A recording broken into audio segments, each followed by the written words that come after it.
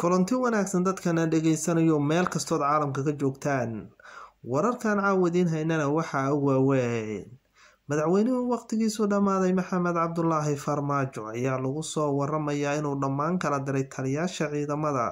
Waxaa kaloo la sheegayaa in madaxweynuhu uu kala diray agaasimayaasha guud ee madaxtooyada. wararka qaar ayaa sheegaya in madaxweyne Maxamed Cabdullaahi Farmaajo madaxweynaha waqtigiisu dhamaaday uu qorsheynayo inuu ka guuro filla Soomaaliya una guuro xerada weyn ee Xalane. khilaaf hor alle ayaa ka dhashay dabadeed markii ay isku dhaceen madaxweynaha xilkiisu dhamaaday iyo ra'iisul wasaaraha xilgaarsiinta injineer Maxamed Xuseen Rooble. madaxweyne Farmaajo ayaa go'aansaday inuu isaga guuro filla Soomaaliya asigoo u guuraya xerada weyn ee Xalane. waxaana wararka qaar sheegaya inuu faraha ka qaaday doorashooyinka Soomaaliya una dayi doono ra'iisul wasaaraha xilgaarsiinta.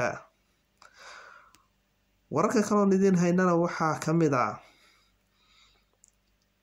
madowga musharaxiinta ayaa sheegay inay qaban doonaan banaanbax weyn oo si weyn loo soo agaasimay ee ka dhici doona magaalada Muqdisho.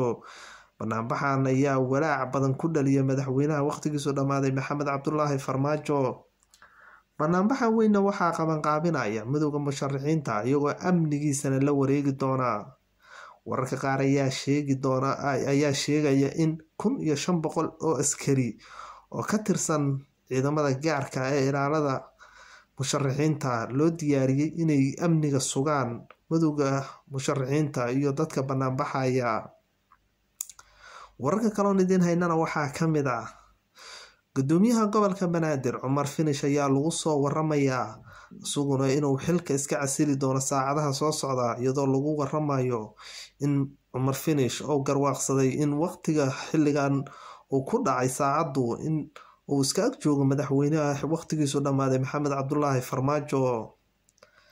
wararka dibadda oo idin haynana waxaa ugu waaweyn dowladda Mareykanka ayaa ku dhawaaqday inaysan aqbali doonin in dowladda Iran dantaasiga ay ka geysanayso gacanka cadmeed. walaac xoogan ayaa soo food saaray boqorka u taajan in loo caleymo saaro dalka Sacuudiga boqor Maxamed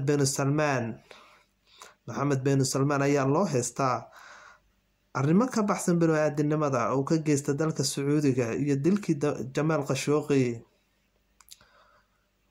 xogayaha gaashaandhigga ee dowladda Britain John Banika ayaa sheegay in uu u safri doono dalka Turkiga si uu dowladda Turkiga ugala hadlo xaaladda dhibaato ee ka taagan waqooyiga Suuriya.